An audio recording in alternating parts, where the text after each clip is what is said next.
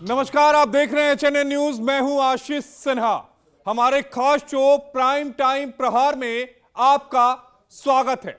आज हम एक ऐसे मुद्दे की बात करने जा रहे हैं जिस मुद्दे का सीधा सरोकार आपसे है, यानी वो आपसे जुड़ा हुआ मुद्दा है। अब सबसे अहम बात यह है कि इस मुद्दे को जब आप सुनेंगे तो शुरुआत में आप ठहाके लगाएंगे कि क्या कोई ऐसा मामला भी हो सकता है, लेकिन उसके तुरंत बाद जब इस मुद्दे की गहराई में आप जाते हैं तो उस मुद्दे की गहराई में जाने के बाद आपको समझ में आएगा कि यह मुद्दा हंसी वाला नहीं है, बल्कि इस मुद्दे की वजह से आपके चेहरे पर एक गुस्सा आएगा, एक आक्रोश आएगा। आप सोचेंगे कि क्या वाकई ऐसा भी होता है। सवाल यह है कि क्या अब सरकार इस बात को मानने लगी है कि जनता सब कुछ चुपचाप मान लेगी। खबर छत्तीसगढ़ से है, जहां सरकारी गोदामों से लाखों क्विंटल धान गायब हो गया। जी हां, गायब हो गया। वही धान जिसे किसानों से एमएसपी पर खरीदा गया था, टैक्स के पैसों से खरीदा गया और सुरक्षित रखने की जिम्मेदारी सरकार की थी। लेकिन अब बताया जा रहा है कि 26 करोड़ रुपए के धान चूहे खा गए। जी हां, चूहे 26 करोड़ का धान खा गए। यानी अब भ्रष्टाचार नहीं, भूख जिम्मेदार है, और वो भी चूहों का। सवाल सीधा है, क्या ये चूहे आम चूहे हैं या फिर सरकारी रिकॉर्ड वाले स्पेशल चूहे? क्या इनके पास कोई चाबियां थी? क्या इनके पास कोई पासवर्ड था, या फिर सिस्टम ने खुद ही दरवाजे खोल दिए? विपक्ष कह रहा है कि यह धान घोटाला है, चूहा कहानी नहीं। आरोप है कि जब जवाब देने का वक्त आया तो चूहे आगे कर दिए गए, यानी जो पूरा ठिकरा था वो चूहों पर फोड़ दिया गया। अब आपको की ग्राफिक्स के जरिए समझाते हैं कि हुआ क्या। छत्तीसगढ़ में धान घोटाला हुआ, 26,000 क्विंटल धान लापता हो गया। गायब धान की कीमत 7 करोड़ है। महासमुंद की बात करें, 18,433 क्विंटल धान जो है वो लापता हो जाता है। गायब धान की जो कीमत है वो 5 करोड़ 71 लाख रुपए है। बात बस्तर की करें, 1,46,000 लाख क्विंटल धान लापता हो जाता है। जशपुर की बात करें, 20 लाख क्विंटल धान लापता हो जाता है। यानी आप समझिए कि लाखों टन धान गायब हो जाता है और जिम्मेदार होता है चूहा। किसने क्या कुछ कहा वो बयान आपको एक बार सुनवा देते हैं। अधिकारी का जो है इसमें बयान है, धान को जो है चूहे और दीमक खा गए। आपको क्या लगता है, ऐसा संभव है? एक छोटे से बच्चे को भी शायद पूछेंगे तो इस बात का जवाब आपको दे पाएगा। और इस तरीके से हास्यास्पद बातें करना मुझे नहीं लगता उचित है। अगर भ्रष्टाचार में लिप्त जो चीज़ें हैं वो तो स्पष्ट सामने आनी ही है, जांच होगी, चीज़ें सामने आएंगी और कार्रवाई भी होगी उचित। आप लोगों को भी जानकारी होगा कि चूहों ने 7 करोड़ का धान खा दिया। ये बड़ा अतिशयोक्ति लगता है, और 7 करोड़ का धान खाना ये कहीं ना कहीं एक शंका पैदा करता है कि इसमें कहीं ना कहीं घोटाला हुआ है। और जिस प्रकार से कार्रवाई को दबाने की कोशिश की जा रही है, तो कवर्धा जिला है, कवर्धा जिले में हर मामले को दबाने का प्रयास किया जाता है, ये भी उसी श्रेणी में आ रहा है। संग्रहण केंद्र में धान को जो चूहे खा जाने की जो अभी मीडिया में जो चल रहा था, बिल्कुल गलत है। मैंने डीएमओ से रिपोर्ट लिया है। डीएमओ ने बताया इसका मुख्य कारण सूखा था और चूहे वाली कोई बात नहीं है। इसके बावजूद सूखत आया है, उसके लिए हमने एक जांच कमेटी का गठन किया गया जो जांच कर रहे हैं। सचिव मार्कफेड के द्वारा जो है संग्रहण केंद्र प्रभारी को तत्काल प्रभाव से निलंबित कर दिया गया है और इसमें जांच भी चल रही है। डीएमओ को शोकास नोटिस जारी किया गया है और जांच में यदि कोई दोषी पाया जाता है तो उसके ऊपर कठोर कार्रवाई की जाएगी। आपने 3 बयानों को सुना, अब आपको सुनवाते हैं कि छत्तीसगढ़ के वाणिज्य और उद्योग मंत्री लखनलाल जी इस पूरे विवाद पर क्या कुछ कहते हैं, वो भी सुनना जरूरी है। यहाँ की धान का कोई चूहा खाया नहीं है। धान सलामत है, अच्छा है। कुछ सुखत आया था, पहले वर्ष के सुखत से भी कम सुखत आया है। धान पूर्ण रूप से सलामत है। मैं जैसे मीडिया में चला तो मैंने कलेक्टर साहब से, हमारे क्षेत्रीय जनप्रतिनिधियों से बातचीत किया कि भाई 8 करोड़ का चूहा दान का क्या मामला है। तो उन्होंने बताया कि वह अधिकारी गलत बयान दे दिया। ऐसे अधिकारी को हम लोग प्लेसमेंट भी दे रहे हैं जो पूरा प्रदेश में हलचल मचा दिया, कोई चूहा वगैरह धान नहीं खाया है, धान पूर्ण रूप से सलामत। वाणिज्य मंत्री को आपने सुन लिया, सरकार की नाक के नीचे करोड़ों का धान गायब हो गया और किसी को कानो कान खबर नहीं लगी। छत्तीसगढ़ सरकार को इस खबर पर संज्ञान लेना होगा, जांच करवानी चाहिए, आखिर इतनी बड़ी मात्रा में सरकारी केंद्रों से धान गायब कैसे हो गया। छत्तीसगढ़ के कई जिलों में धान खराब होने के मामले को लेकर कांग्रेस ने भाजपा सरकार के खिलाफ विरोध प्रदर्शन किया। उनका कहना है कि अगर सरकार के अनुसार धान चूहे और दीमक से खराब हुआ तो फिर भविष्य में ऐसी घटनाओं को रोकने के लिए एक ठोस और मजबूत व्यवस्था जो है वो की जानी चाहिए। इस पूरी खबर से यह साफ है कि धान खरीद बिक्री की इस पूरी प्रक्रिया पर सरकार को कड़ी निगरानी रखने की जरूरत है। उत्पादन से ज्यादा पड़ोसी राज्यों से बिकने आ रही धान को भी सख्ती से रोका जाना चाहिए, क्योंकि कई ऐसे मामले सामने आए हैं जहां पर क्रॉस बॉर्डर होकर जो धान के ट्रक्स थे उन्हें पकड़ा गया है।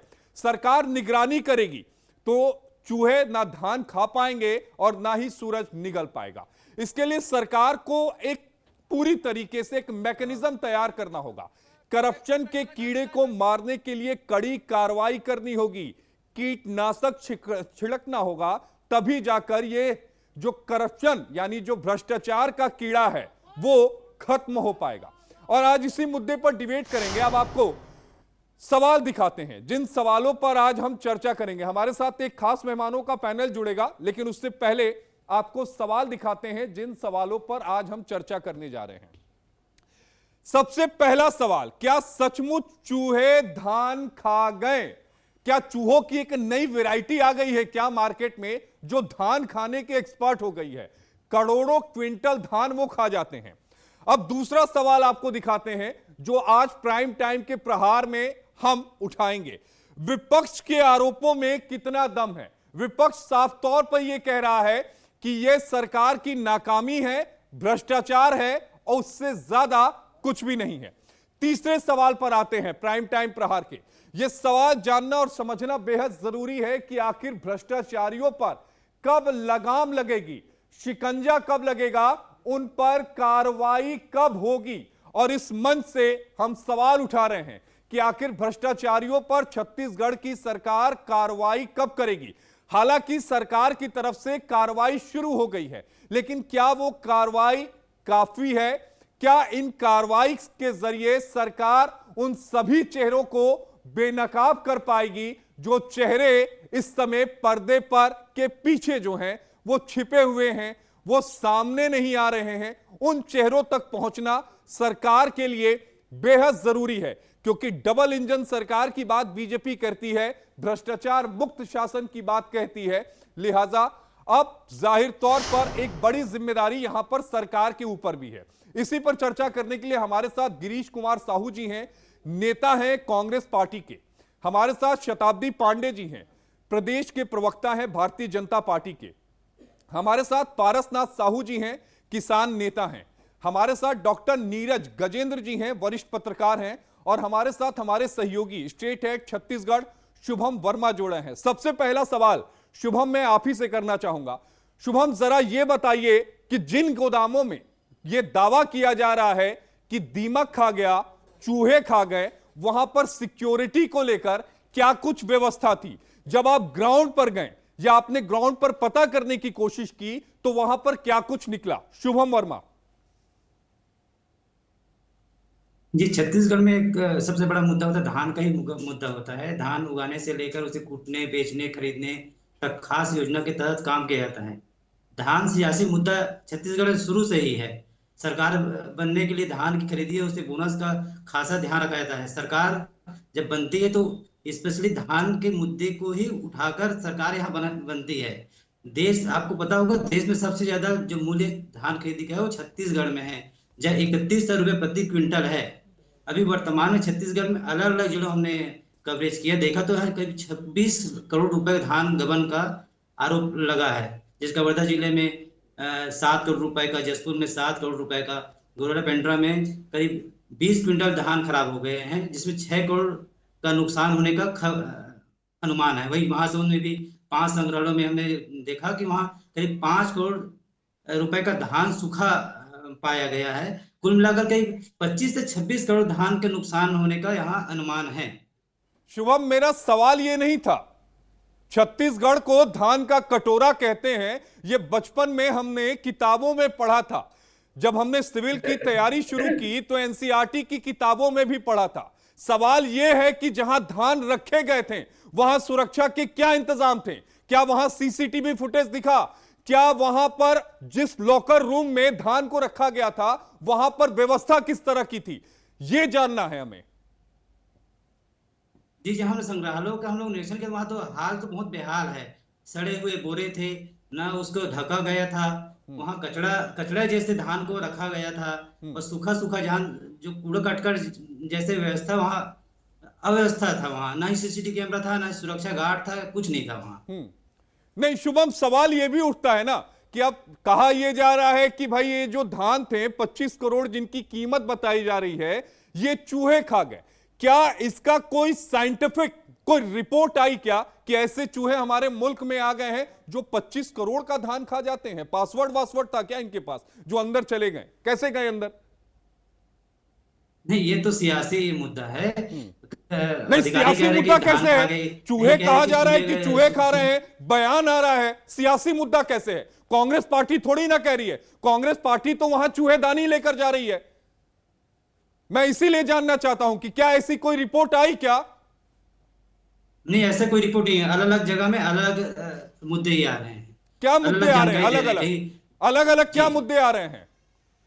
कहीं बोले सूर्य के कारण सूखा पड़ गया है, कहीं बोले चूहे खा गए, कहीं कीड़े खा गए हैं, कहीं बारिश के कारण धान खराब हो गए हैं। ऐसे अलग अलग नुकसान बताया जा रहा है। नहीं शुभम, आप ये बताइए कि क्या कोई ऐसा डाटा आया कि इन चूहों ने कितने दिनों में कितने क्विंटल अनाज खाए? क्या जांच में ये बात सामने आई क्या?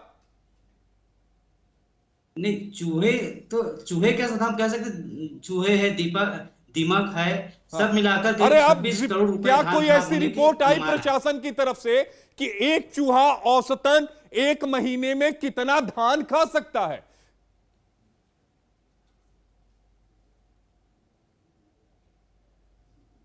कोई ऐसी रिपोर्ट है क्या प्रशासन की? चलिए अब ये छोड़ दीजिए, ये बताइए कि क्या कार्रवाई की है प्रशासन ने, आप ये बताइए, फिर मैं पैनल के पास चलूंगा। प्रशासन ने इसे जांच का आदेश दिया है, और भाजपा तरफ से अलग मुद्दे भी, भाजपा तरफ से कहा गया है कि ये 50 साल तक जो देश को कुतरते रहे हैं वो हमको लांछन न लगाएं। नहीं मतलब चूहे देश को कुतरते रहे, किस पर ये वार हो रहा है? भाई आपकी सरकार है, आपकी सरकार में 25 करोड़ का गेहूं खराब हो जा रहा है और आप कह रहे हैं कि 50 सालों से देश को कुतरते रहे। ये किस तरह का जवाब है शुभम? ये सियासी मुद्दा है। आज कांग्रेस जो सियासी मुद्दा नहीं है, ये किसानों की मेहनत है, ये किसानों की मेहनत है, पसीना है। ये लोगों तक पहुंचना चाहिए था। सरकार ने एमएसपी रेट पर इन गेहूं को खरीदा था, माफ करिएगा, धान को खरीदा था। यह लोगों तक पहुंचना चाहिए था। यह कोई सियासी मुद्दा नहीं है, यह हमसे और आपसे जुड़ा हुआ मुद्दा है।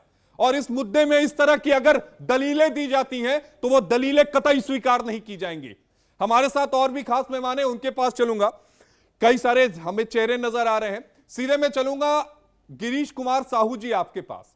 गिरीश जी, अब जरा यह बताइए कि चूहों की थ्योरी में कितना दम है?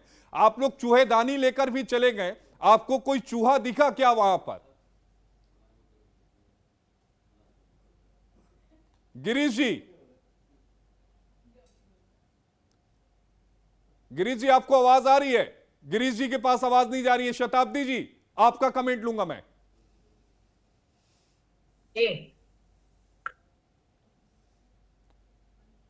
शताब्दी जी, सवाल यही है कि इस चूहे की थ्योरी दी जा रही है, दीमक की दी जा रही है। अब सवाल यह है कि ये 4 पैर वाला चूहा था जिसकी एक पूंछ होती है, या 2 पैर पर चलने वाला भ्रष्टाचारी चूहा था?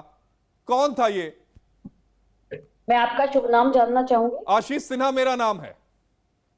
आशीष जी, ऐसा है कि किसी ने मनगढ़ंत कहानी बना दी और हमने उसको सही मान लिया मान लीजिए किसी अधिकारी ने ये कहा कि ये सुखद चूहे, दीमक और लॉसेस, जिस प्रकार के ड्राइंग लॉसेस होते हैं, जिस प्रकार से मॉइस्चर का प्रॉब्लम आता है, इन सब की वजह से ये कमी पाई जा रही है। सबसे पहले बहुत ध्यान से, बहुत गंभीरता से इस विषय को समझना पड़ेगा कि क्या इस प्रकार की अन्य धान उत्पादक राज्यों में स्थिति नहीं बनती है? कितने प्रतिशत का सुखद आता है?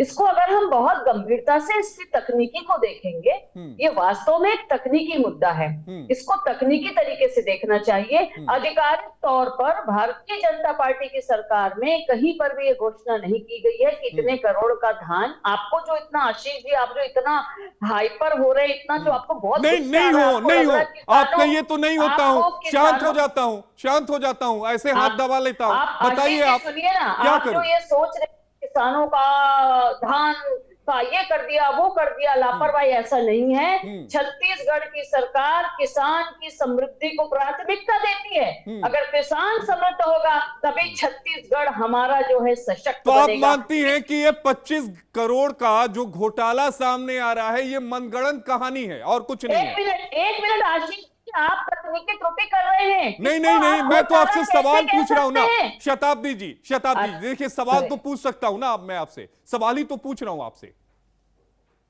बोलिए, मैं वही पूछ रहा हूं कि क्या ये मनगढ़ंत कहानी है क्या? देखिए, मेरी बात को आप समझिए, ये निश्चित रूप से मनगढ़ंत कहानी है। ये भ्रम फैलाया जा रहा है क्योंकि कांग्रेस के शासन में 5,000 करोड़। अरे मैं कह रहा हूं कांग्रेस के शासन पर बात नहीं करूंगा। कांग्रेस को छोड़कर लोगों ने आपको इसीलिए तो चुना था कि आप एक निष्पक्ष जो है वो सरकार देंगे। मेरी पूरी बात करने देंगे तो मैं बोलूंगी। प्लीज आप बोलिए, प्लीज शताब्दी जी, प्लीज आप बोलिए कि क्यों भ्रम फैला रहे हैं, इसको तो मुझे बताना पड़ेगा ना। प्लीज आप बोलिए, मैं आपको नहीं टोकूंगा, मैं आपको पूरा 1 मिनट देता हूं, प्लीज आप बोलिए। देखिए, कांग्रेस के शासनकाल का 5,000 करोड़ का घोटाला सामने आया था, इसलिए ये भ्रम फैलाया जा रहा है। निश्चित रूप से सुखद का मामला है। वर्तमान समय में 2 से 2.5% का सुखद आया है, संभावना 3.49 की बताई गई है, जबकि कांग्रेस शासनकाल में 6% की सुखद आई थी। इसी प्रकार से मैं ये कहूंगी कि कांकेर में 4 करोड़ का, बिलाईगढ़ में 1.57 करोड़ का, कवर्धा में 7 से 8 करोड़ का गबन या धान की कहां गायब हो गया, ये मामले कांग्रेस के शासनकाल में आए थे। छत्तीसगढ़ सरकार का कहना है कि किसान के एक एक दाने का उसको हिसाब मिलेगा, उसको उसके पेमेंट मिलेगा। 24 करोड़ से ज्यादा का भुगतान ऑनलाइन किसानों को कर दिया गया है, 18 लाख किसानों को उनका भुगतान मिल गया है। इस प्रकार का भ्रम न फैलाया जाए। 105.14 लाख मीट्रिक टन धान की खरीदी बहुत अच्छे तरीके से कर ली गई है और बहुत तकनीकी व्यवस्था के साथ, डिजिटल स्टॉक एंट्री के साथ, वजन सत्यापन के साथ, गुणवत्ता परीक्षण के साथ और गोडाउन ट्रैकिंग के साथ और परिवहन में होने वाले जिस प्रकार के उठाव है उस पर निगरानी के साथ ये खरीदी की जा रही है। ठीक है शताब्दी जी, अब एक सवाल का जवाब दीजिए, एक सवाल का जवाब आप दे दीजिए कि क्या 25 करोड़ के जो धान घोटाले की बात सामने आ रही है, अगर ये मनगढ़ंत है, ये भ्रम है, तो फिर जांच के आदेश किस बात के लिए दिए गए हैं? देखिए, जांच के आदेश ये कि कितना सुखद है, कितना कम है, क्या है, ये सारा जांच तो करना ही पड़ेगा। ये तो चलती सतत प्रक्रिया है। और इस प्रकार से अगर किसी अधिकारी ने चूहे की बात कही है जो कि मीडिया के माध्यम से सामने आई थी, तो इस पर जांच तो बिठानी पड़ेगी ना। इससे हम मुंह तो नहीं चुरा सकते, जवाबदेही तो हमारी ही बनती है ना। तो अपनी ही जवाबदेही पर अपनी ही जांच बैठाना और अपने ही व्यक्ति से ये पूछना कि आपने किस आधार पर ये कहा। और 5 सदस्यीय इसमें टीम के गठित, अभी आपने सुना कलेक्टर साहब ने बताया है, तो और हमारे खाद्य मंत्री जी ने भी कहा, ये भ्रम फैलाया जा रहा है कांग्रेस के द्वारा। गिरीश कुमार साहू जी से सवाल ले लेते हैं। गिरीश जी, आपको आवाज आ रही है ना? गिरीश जी के पास आवाज नहीं जा रही है। मैं पारसनाथ साहू जी के पास जाऊंगा, किसान नेता हैं। पारस जी, आपने शताब्दी पांडे जी को सुना होगा, एक रिएक्शन आपका? हाँ, मैंने उसको सुना है और इस घोटाले को छुपाने का प्रयास कर रहे हैं। मैं निश्चित रूप से कहूंगा कि जो चूहे पर आरोप लगाए हैं वही अधिकारी इसमें लिप्त हैं और सरकारी संरक्षण अभी तो 26 करोड़ का सामने आया है। मैं तो कहता हूँ इनके संरक्षण के कारण, इसके छुपाने के प्रयास के कारण ये आंकड़ा 1 अरब से कम नहीं जाएगा। और इसका कारण है धान का उठाव न होना। और धान का उठाव न होना, जगह जगह हर खरीदी केंद्र में बम्पर स्टॉक है और वही हरकतें, इसी की नकल सब जगह होने वाली है। यही स्थिति हर जगह होने वाली है। डॉक्टर नीरज जी, आपसे भी इसी पर रिएक्शन, जो कुछ शताब्दी जी कह रही है वो कह रही है मनगढ़ंत कहानी है। जरा आप बताइए क्या कहानी है, हो क्या रहा है छत्तीसगढ़ में? नहीं, ये मनगढ़ंत कहानी नहीं है, ये तो पूरा सिस्टम का फेल्यूर है।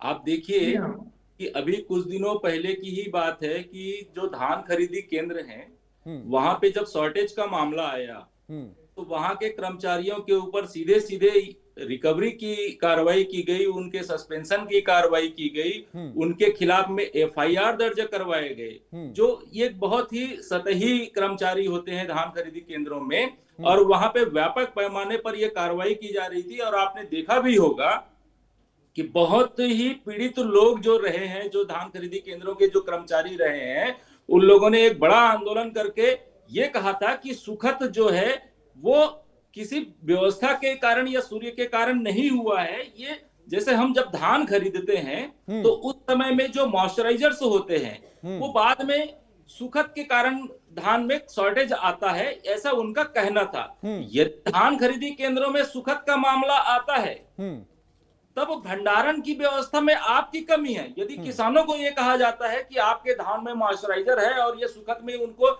आप देखे होंगे कई सोसाइटियों में आप जाएंगे, धान खरीदी केंद्रों में जाएंगे तो आपको ये देखने को मिलेगा कि वहां पे धान, किसानों के धान को कुछ अतिरिक्त मात्रा में खरीदा जाता है मॉइस्चराइजर के नाम से, या उनकी कटौती की जाती है। ये जो हमारे किसान भाई है पारस जी, वो बताएंगे, इस बात को बहुत अच्छे से जानते हैं वो। आप जब देखिएगा तो ये जब सरकार के पास, वो किसान से सरकार के पास जब धान आ गई है तो इसमें सरकार की जिम्मेदारी बनती है कि वो किसानों के साथ में जो बातें कह रही है, धान खरीदी केंद्र के कर्मचारियों के साथ में जो बातें कह रही है, वो धान भंडारण केंद्रों में भी वो लागू होना चाहिए। नहीं डॉक्टर नीरज जी, ठीक है, ये मैं आपकी सारी बातें मान गया। अब जरा ये चूहों की जो थ्योरी है उस पर आप प्रकाश डालिए। शताब्दी जी कह रही है ऐसी कोई थ्योरी ही नहीं है, ऐसा कुछ है ही नहीं। आशीष जी, मैं उसी पे आ रहा हूं। मेरा ये कहना है कि क्या चूहे जो हैं वो सरकारी तंत्र का हिस्सा बन गए हैं कि वो धान खाने लग जाएंगे? और यदि ये बात ऐसी आ रही है तो जो भंडारण केंद्र के जो प्रभारी हैं उन्होंने अपनी रिपोर्ट में ये बात क्यों कही है कि धान का जो शॉर्टेज है वो चूहों के कारण है? क्या चूहे इतने पक्षपाती हो गए हैं? क्या सूर्य जो है उनकी ताप अलग अलग केंद्रों में अलग अलग तरह की हो रही है? एक जगह पे धान सुखद का जो परसेंटेज है वो कहीं कम है, कहीं अधिक है, कहीं अधिक चूहे खा रहे हैं, कहीं शॉर्टेज के नाम पर ये बताया जा रहा है कि धान सड़ जा रहे हैं। तो आपकी व्यवस्था कहाँ है? अच्छा, एक मैं शताब्दी जी आपके पास आ रहा हूं। जरा टोकन सिस्टम जो चल रहा है उस पर भी बताइएगा। किसान टोकन के लिए बहुत ज्यादा जद्दोजहद कर रहे हैं, जरा उस पर बता दीजिए, फिर मैं शताब्दी जी से रिएक्शन लूंगा। आप मुझसे कह रहे हैं ना? नहीं, मेरा ये सवाल जो है वो किसान नेता जो हमारे साथ जुड़े हुए हैं पारसनाथ साहू जी, उनसे है। उसके बाद शताब्दी जी मैं आपसे रिएक्शन लूंगा। पारसनाथ जी, टोकन सिस्टम पे जरा बताइए, फिर मैं शताब्दी जी से दोनों पर जवाब ले लूं प्लीज। टोकन के नाम से किसानों को काफी परेशानी उठानी पड़ी है और मैं बताना चाहता हूं इस गलत सिस्टम से 4 किसान को आत्महत्या का प्रयास करना पड़ा है और फिर भी आज तक टोकन व्यवस्था नहीं सुधरी है।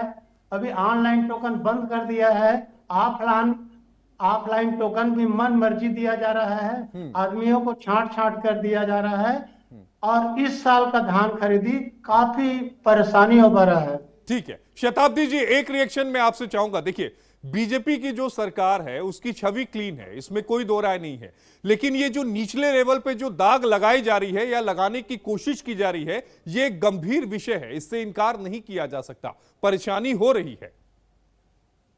जी निश्चित रूप से आशीष जी, आपने एकदम सही बात कही कि सरकार की नियत और नीति दोनों किसान हितैषी है, क्योंकि किसानों को उनके एक एक दाने का जो पैसा है वो डायरेक्ट उनके अकाउंट में भारतीय जनता पार्टी की सरकार के द्वारा दिया जा रहा है।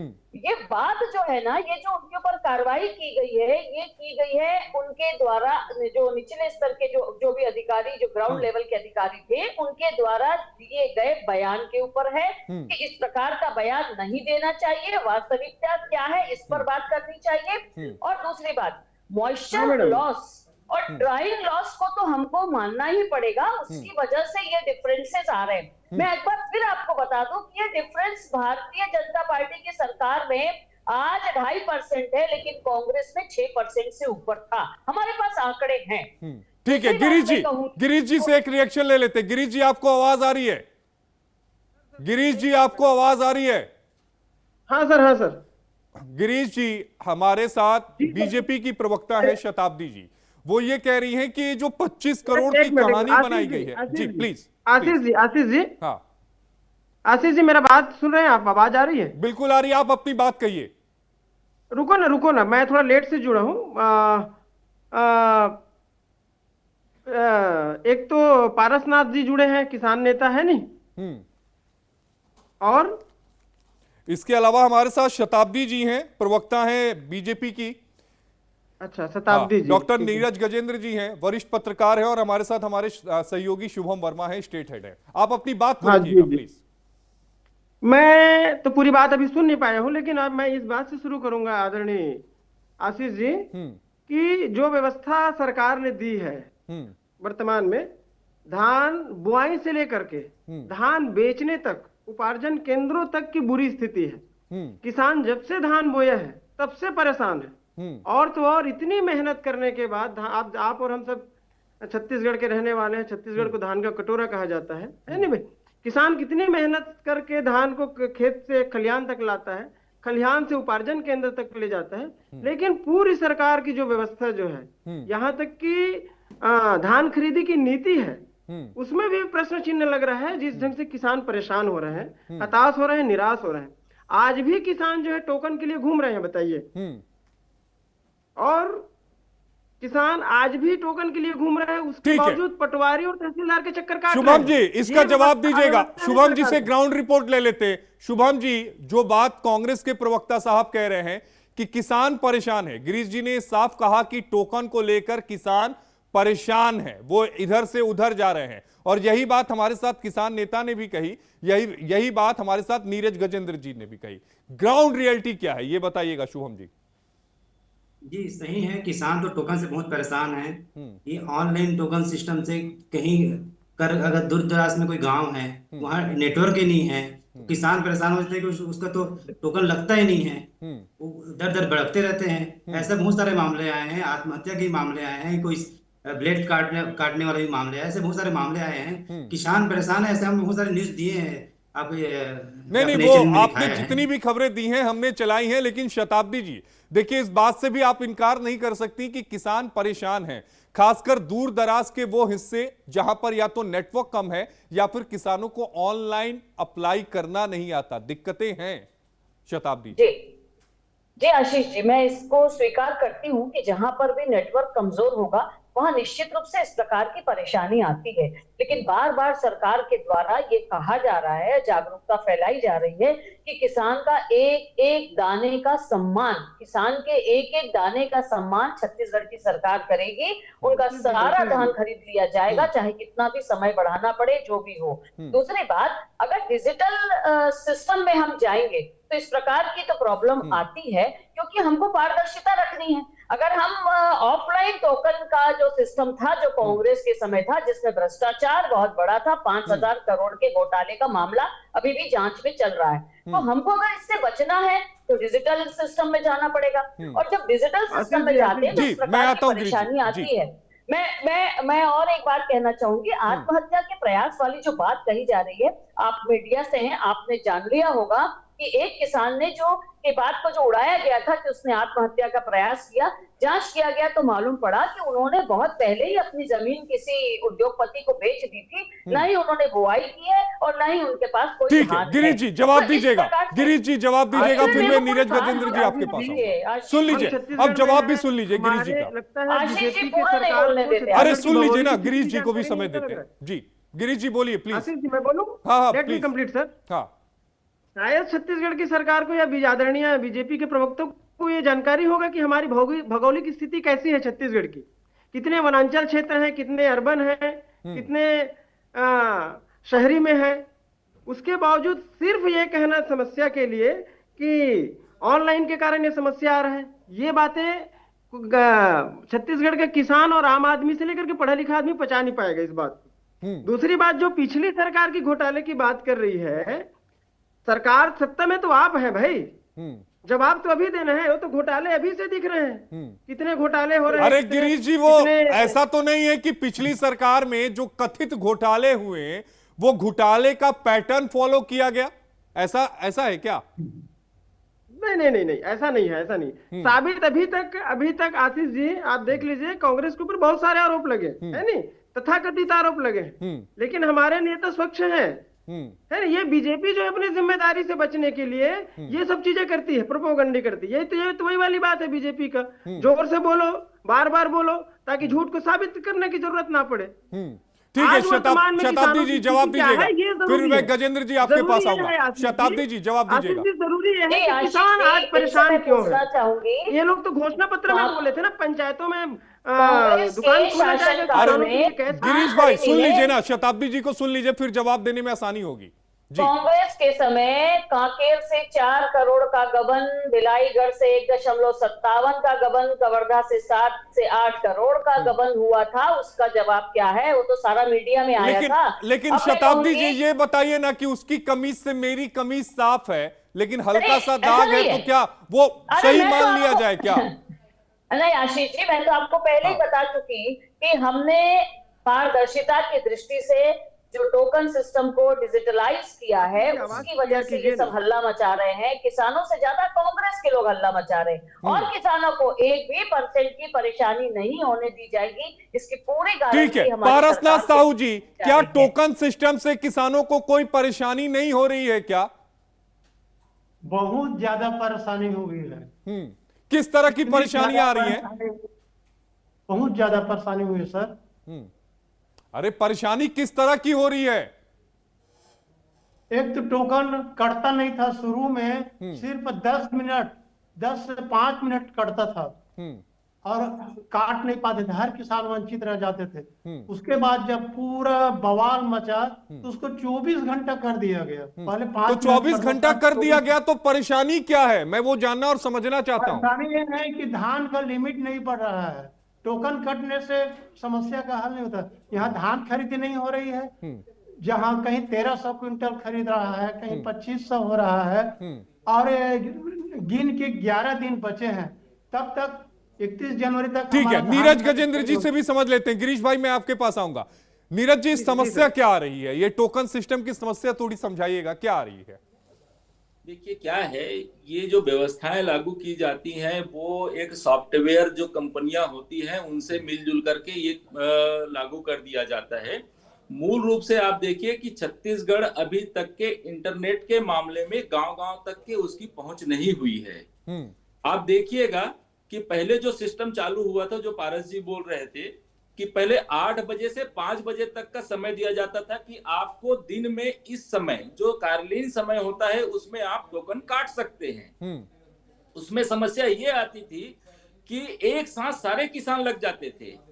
आपका इनका जो टोकन काटने का जो सर्वर है वो उतने मजबूत कैपेसिटी वाला नहीं था।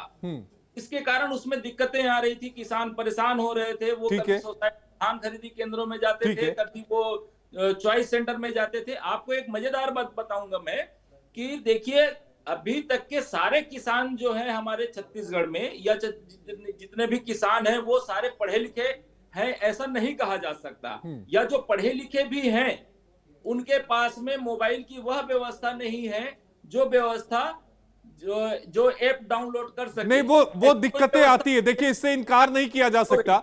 मेरे बाबूजी के भी हाथ में मोबाइल है, एंड्रॉइड है, अच्छा क्वालिटी का मोबाइल है, लेकिन वो सब चीजें ऑपरेट नहीं कर सकते। एक उम्र हो जाती है जिसके बाद लोग ऑपरेट नहीं करते हैं। उस चीजों को भी हमें समझना होगा। और मुझे लगता है कि शताब्दी जी से इस पे एक रिएक्शन लूंगा, लेकिन 30 सेकंड का ब्रेक। गिरीश जी, मैं आपके पास भी आऊंगा, 30 सेकंड का एक छोटा सा ब्रेक लूंगा। इस ब्रेक के बाद फिर से शताब्दी जी के पास जाएंगे और समझेंगे कि लोगों को परेशानी आखिर हो क्यों रही है और सरकार इसके समाधान को लेकर कर क्या कुछ रही है।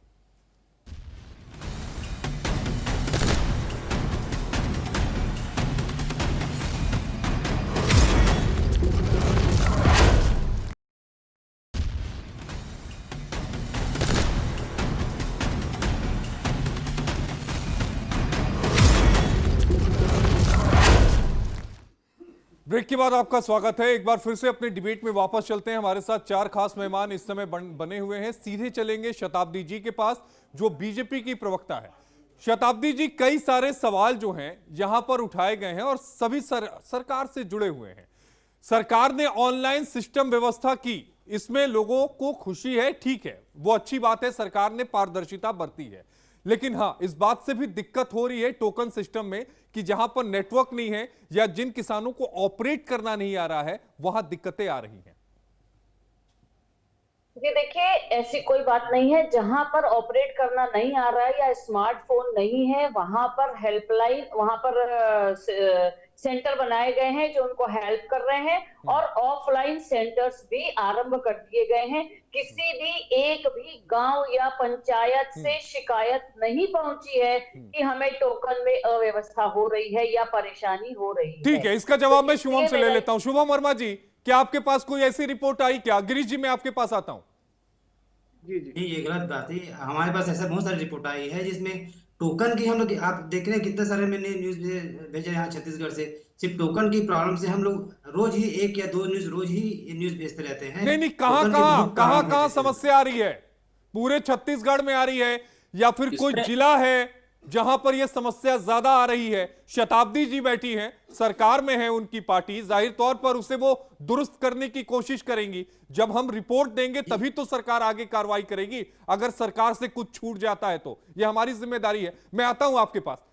शुभम जी, आप जल्दी से बता दीजिए, फिर मैं गजेंद्र जी आपके पास आऊंगा, मैं गिरीश भाई आपके पास भी आऊंगा। शुभम जी, जल्दी बताइए। जी, ये दूर दराज इलाकों में ज्यादा है। कौन से इलाके हैं शुभम जी? जल्दी से नाम बताइए, फिर मैं गिरीश जी के पास जाऊंगा, समय भी कम है। बस्तर जैसे इलाके हैं, सुदूर इलाके हैं, तो वहाँ ऑफलाइन व्यवस्था है ना शुभम जी? आप पता करिए, जांच पड़ताल करिए, ऑफलाइन व्यवस्था भी की गई है पंचायतों में।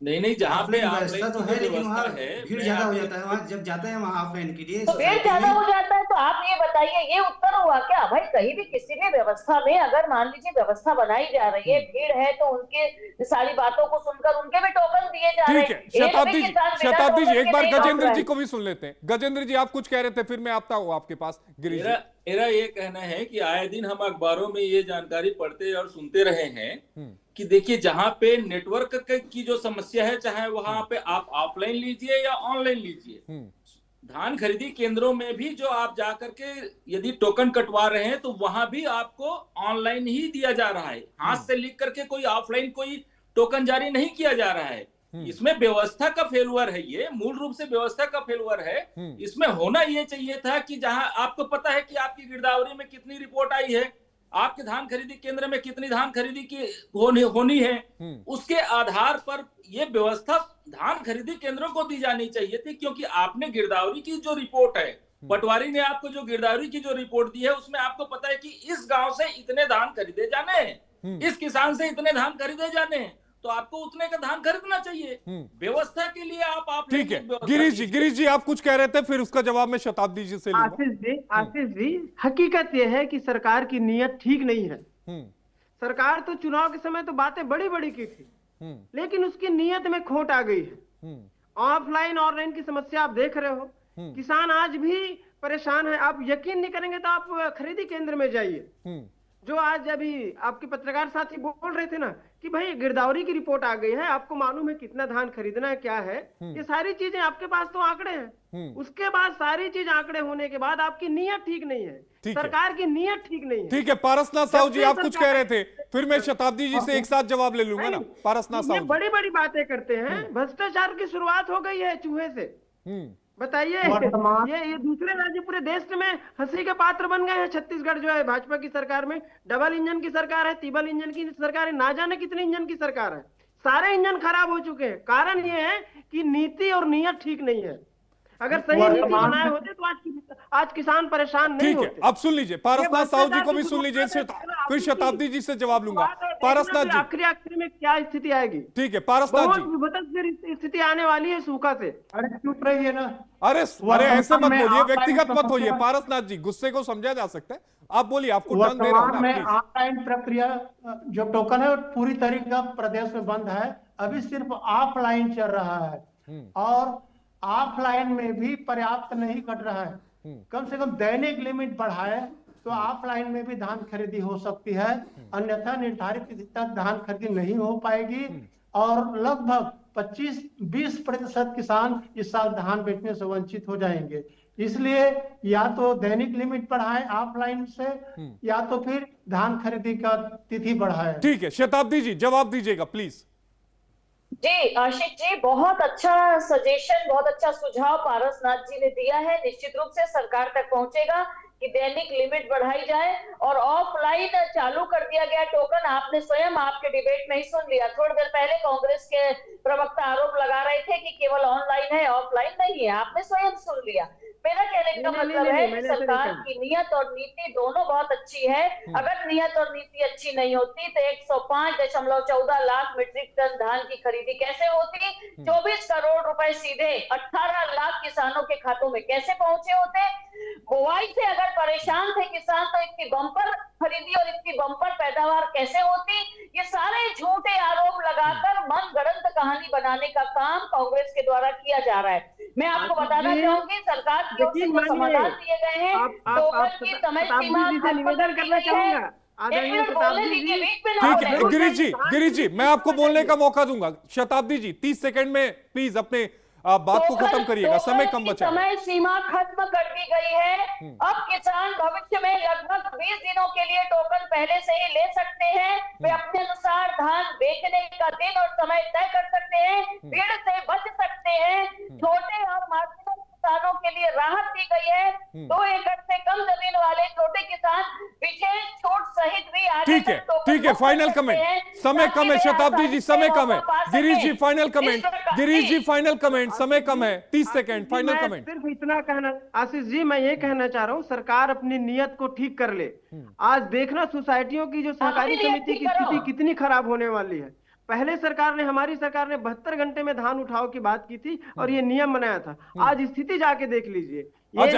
ये बात स्वीकार योग्य है। नहीं देखिए, इस प्रोग्राम में जो सुझाव आए हैं उसको शताब्दी जी ने स्वीकार किया है कि वो सरकार तक उन सुझावों को पहुंचाएंगी। ये एक अच्छी बात है कि सरकार तक पहुंचाने के लिए जो हमारे प्रवक्ता हैं वो तैयार हुए। सुझाव है, जाहिर तौर पर हम सब मिलकर काम करेंगे, तभी हम छत्तीसगढ़ को एक खुशहाल राज्य बना पाएंगे। गजेंद्र जी आप कुछ कहना चाह रहे थे, प्लीज जल्दी।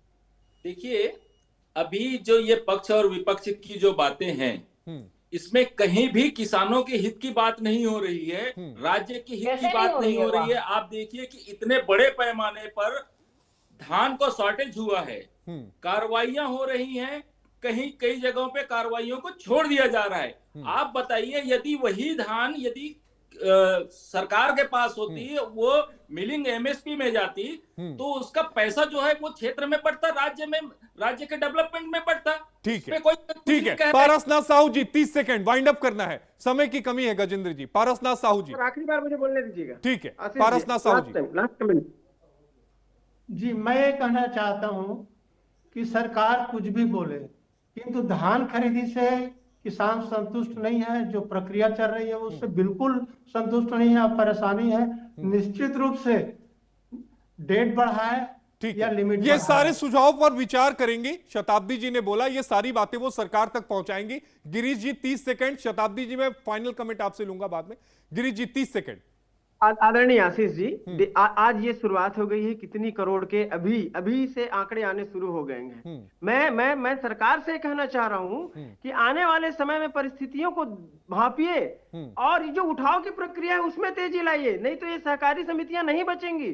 सूखा की भरपाई कहां से करेंगे वो लोग? ठीक है, ये सब परिस्थिति, आज किसान जो बचे हुए किसान के लिए जगह नहीं है, वहां बेचने के लिए जगह नहीं है। ठीक है, Shubham Verma 30 second. Shubham Verma final comment 30 second. को सियासत के चश्मे से देखा जाता रहेगा, ध्यान देना चाहिए तब तक कि ये चूहे धान खाते रहेंगे आशीष जी। धान उस पर भी रोक लगाना चाहे चाहिए, वो कांग्रेस की बात हो चाहे भाजपा की बात हो। ठीक है गजेंद्र जी, ठीक है। शुभम वर्मा 30 सेकंड। जी मेरे कहना कि धान पारदर्शिता बहुत जरूरी है। उत्पादन में छत्तीसगढ़ राज्य में पड़ोसी राज्य से भी धान आता है, उसमें भी रोक लगाना चाहिए। नहीं, उसको लेकर सरकार कार्रवाई कर रही है। कई सारी न्यूज रिपोर्ट मैंने पढ़ी भी है डिबेट से पहले कि सरकार ने बॉर्डर पर उसे पकड़ा है। ये मैंने रिपोर्ट पढ़कर मैं आया हूं, कई सारी जगहों पर सरकार की तरफ से काम हुआ है। शताब्दी जी फाइनल कमेंट आपसे, फिर वाइंड अप करूंगा प्लीज। आशीष जी, मैं अपना कमेंट करूं उसके पहले ये कहूंगी कि आप स्वयं कभी आए और यहाँ की ग्राउंड रिपोर्ट देखेंगे तब आपको समझ में आएगा कि किस प्रकार से चाक चौबंद व्यवस्था की गई है। निश्चित रूप से सारे सुझाव स्वागत योग्य हैं, हम उसको पहुंचाएंगे और उस पर पालन करने की पूरा प्रयास करेंगे। लेकिन मैं आपको बता दूं कि पारदर्शिता लाने के लिए और किसानों के साथ अन्याय न हो, इसके लिए डिजिटल स्टॉक एंट्री, वजन सत्यापन, गुणवत्ता परीक्षण और गोडाउन ट्रैकिंग, ये सारा कुछ सिस्टम लागू किया गया है। हेल्पलाइन बनाई गई है, एक्स्ट्रा कर्मचारियों की नियुक्ति की गई है। सरकार चाहती है कि हमारे किसान समृद्ध हो और हमारा छत्तीसगढ़ सशक्त हो। धन्यवाद। बहुत बहुत शुक्रिया। हमारे साथ 4 खास मेहमान थे। हमारे साथ शताब्दी जी थी, शुभम जी थे, पारसनाथ जी, नीरज गजेंद्र जी और गिरीश कुमार साहू जी। बहुत शुक्रिया, आप सभी ने अपना कीमती समय हमें दिया। लेकिन एक बड़ा सवाल तो यही है कि सरकार को समय रहते हुए कार्रवाई करनी पड़ेगी। इसमें कोई दो राय नहीं कि बीजेपी की सरकार जो वहां पर है वो किसानों के हित के लिए सोच रही है, लेकिन ग्राउंड लेवल पर जो चीजें हो रही हैं उस पर नकेल डालने की जरूरत है, भ्रष्टाचारियों पर कार्रवाई की जरूरत है। चलते चलते आज का विचार, ऊंचा उड़ना गलत नहीं। जी हां, ऊंचा उड़ना कतई गलत नहीं, लेकिन डोर भूल जाना गलत है। यानी अगर आप ऊंचे उड़ते हैं तो उसमें कोई दो राय नहीं, आपको उड़ना चाहिए, लेकिन आप जमीन से भी जुड़े रहें, क्योंकि जहां ज्ञान होता है वहां पर जो वृक्ष होता है वो झुका होता है, फलों से लदा हुआ। आज के लिए प्राइम टाइम प्रहार में इतना ही। कल हम आपके साथ फिर रूबरू होंगे किसी नए विषय के साथ। तब तक मुझे दीजिए इजाजत। नमस्कार, शुभ रात्रि।